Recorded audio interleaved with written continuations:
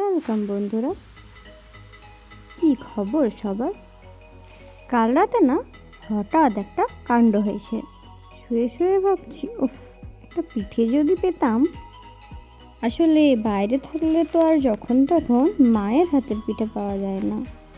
তাই আজ আর লোভ সামলাতে না পেরে কোমর বেঁধে নেমে পড়লাম পিঠে বানাতে। প্রথমেই দৌড়ে গিয়ে দোকান থেকে তিল কিনে আনলাম।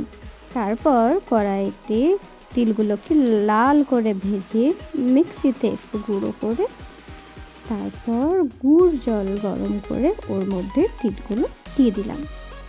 যখন তিলগুলো খাচ্ছিলাম এত সুন্দর গন্ধ বার হচ্ছিল, মনে হচ্ছিল অর্ধেক তিল তো আমি চিবিয়েই খেয়ে নিই।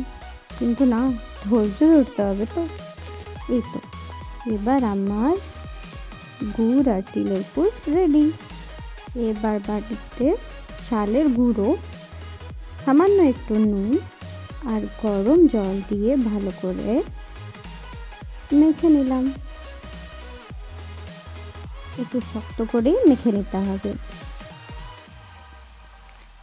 ঠিক এরকমভাবেই। এই দেখো, চালের গুঁড়োর লেচি কেটে গোল গোল সুন্দর পেড়া বানিয়ে নিয়েছি। এবার আসল খেলা। বাটির মতন আকার তৈরি করে তিলের পুরটা এর মধ্যে দিয়ে দিচ্ছি।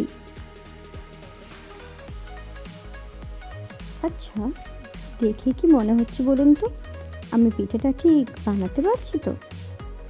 আসলে আমি নিজে কোনো দিন পিঠে বানাইনি। ছোটোবেলাতে একটু একটু মায়ের হেল্প করেছি, তবে নিজে কখনো সাহস করে বানাইনি। তাই ভাবছিলাম কেমন হবে কে জানে। কিন্তু খাওয়ার পর বুঝলাম, বস, জিনিসটা কিন্তু জবরদস্ত হয়েছে। একদম যাকে বলে বেস্ট। নিজের হাতের পিঠে বলে বলছি না, সত্যিই জাস্ট ফাটাফাটি। এই শীতে কে কে পিঠে খেয়েছো আর কোনটা তোমার ফেভারিট একটু কমেন্টে জানাও দেখি। ভিডিওটা ভালো লাগলে লাইক, শেয়ার, কমেন্ট করে দিও। টাটা।